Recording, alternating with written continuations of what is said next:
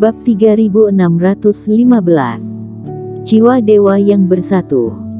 Waktu Erik terbatas, baik tanda yang terus-menerus memadat atau rapat terbesar yang sudah dimulai, dia tidak bisa membiarkan waktunya terbuang sia-sia lagi tanpa alasan. Kedua senior, tidak peduli bagaimana cara melarikan diri dari tempat ini selanjutnya atau apakah kalian berdua ingin bertarung untuk membedakan tingkat kekuatan, bukankah kalian harus memulihkan Reiki terlebih dahulu? Erik menggelengkan kepalanya, melihat bujukan tidak berguna mereka, dia berhenti berbicara.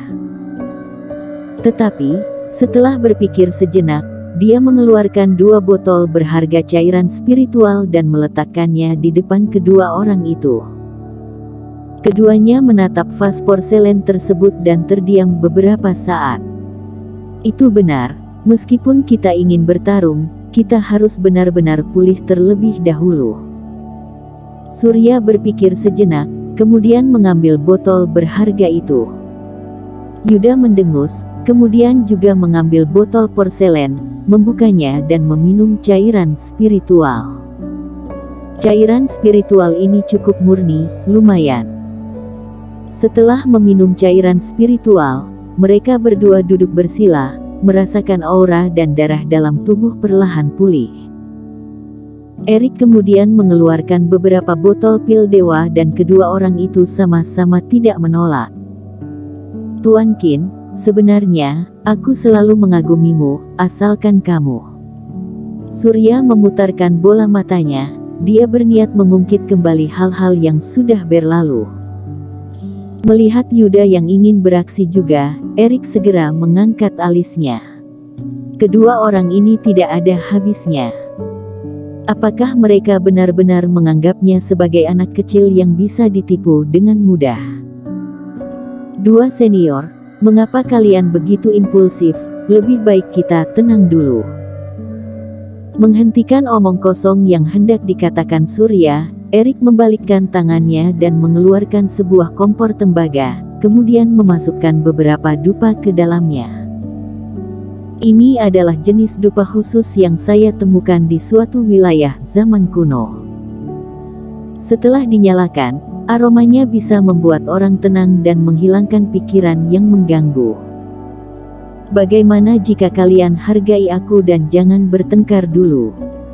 Saat dupa dinyalakan, semacam aroma elegan menyebar keluar. Setelah dihirup ke dalam paru-paru, aroma itu memberi perasaan sejuk seperti terbenam di mata air yang jernih. Baik, kami menghargai Tuan Qin. Karena Erik sudah berkata demikian, Surya dan Yuda tidak bisa berkata apa-apa lagi. Mereka memejamkan mata dan mulai berkonsentrasi pada pemulihan mereka. Setelah merasa bahwa dunia sepertinya sudah tenang, Erik menunjukkan senyum dan menghitung dalam hatinya. 3, 2, 1. Off. Dua orang yang duduk bersila di depannya itu bergoyang dan langsung jatuh ke tanah. Tuan Qin, ini. Ketika melihat Yuda dan Surya yang langsung pingsan, Paman Yuan dan yang lainnya sedikit tercengang. Mengapa mereka merasa bahwa kedua orang itu pingsan karena diracuni Erik? Tidak apa-apa, aku hanya ingin mereka tenang sebentar. Oh, ya, Paman Yuan, minta beberapa orang untuk berjaga-jaga di kejauhan. Keributan besar tadi mungkin sudah menarik perhatian dari aliansi darah, kita harus berjaga-jaga. Aku mengerti. Paman Yuan meminta beberapa bawahan bubar dan pergi berjaga-jaga. Ketika berjalan ke depan Surya dan Yudo, Erik menggerakkan matanya dan mulai mengukir pola dewa. Setelah waktu yang tidak diketahui, Surya dan Yuda perlahan sadar kembali. Mereka terkejut terlebih dahulu, tetapi setelah sadar kembali, mereka segera melompat dengan marah. Dasar bocah! Beraninya kamu mencelakakan kami. Melihat Erik yang duduk bersila di tempat yang tidak jauh dari mereka berdua, mereka langsung berteriak marah. Saat pingsan, mereka sudah menyadari bahwa mereka tertipu. Namun, mereka telah memeriksa cairan spiritual. Oleh karena itu, satu-satunya penyebab yang mungkin adalah dupa. Bukan karena kedua orang itu tidak cukup berhati-hati, tetapi tidak ada satupun yang menyangka Erik akan memilih untuk membuat kedua orang itu pingsan setelah menyelamatkan mereka. Apakah kedua senior sudah sadar? Erik sudah menduga respon kedua orang itu dan ia hanya tersenyum. Aku juga tidak berdaya. Aku menyelamatkan kedua senior dengan berharap kita bisa melarikan diri dari tempat ini bersama-sama. Tapi, kalian berdua sangat keras kepala dan tidak bisa saling toleransi. Jadi, aku hanya bisa menggunakan beberapa metode untuk menenangkan kalian. Haha, idemu terlalu lugu, ujar Surya sambil tersenyum dingin dan menggelengkan kepala.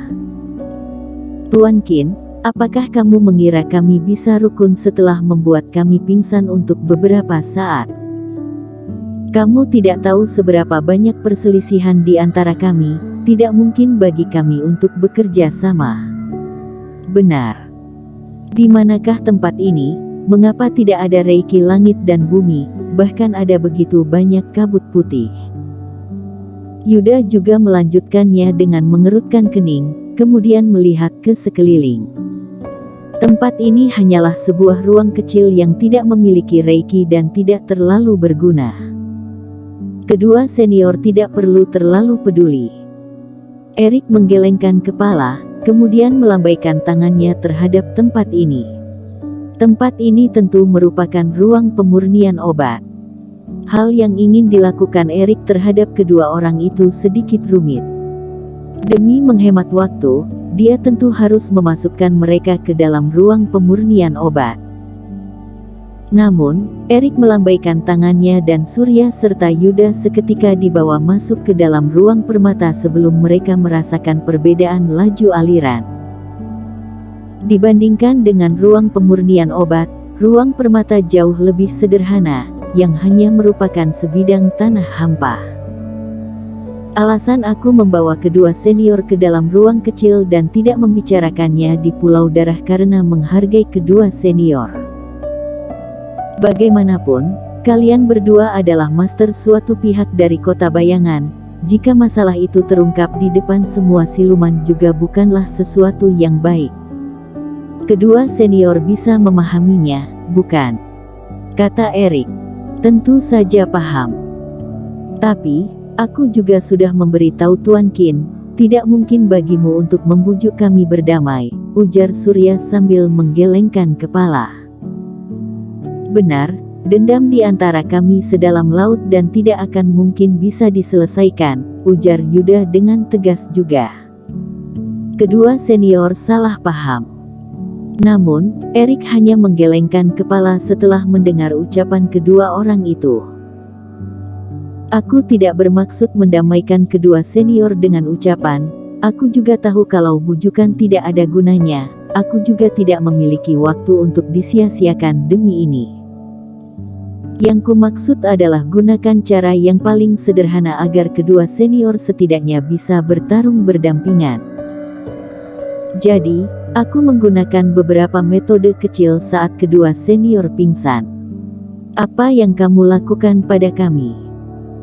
Mendengar ucapannya, Surya dan Yuda langsung marah besar dan kerohanian Reiki seketika menyebar ke seluruh tubuh. Kemudian, yang membuat mata mereka membesar adalah mereka benar-benar menemukan bahwa sebuah pola dewa yang aneh bertambah di laut kesadaran mereka. Dasar bocah, apa yang kamu ukir di laut kesadaran kami? Teriak Yuda dengan marah. Aku merasakan benda ini berkaitan dengan jiwa dewaku. Ekspresi Surya menjadi suram dan tampak marah.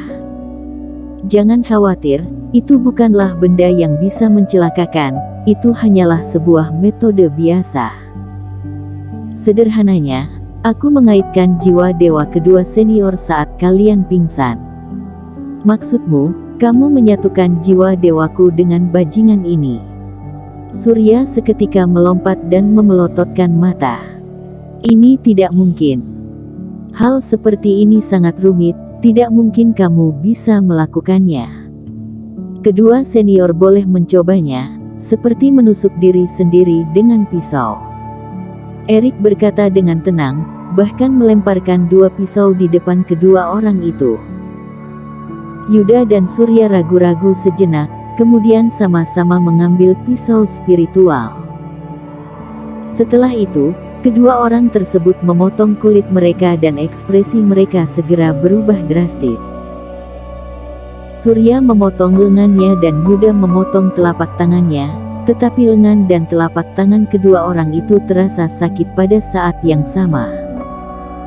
Segera setelah itu, kedua orang itu mencoba beberapa kali lagi dan hasilnya tetap sama. Hal itu juga membuktikan bahwa Erik tidak berbohong, dia benar-benar menghubungkan jiwa dewa kedua orang itu menjadi satu. Bersambung.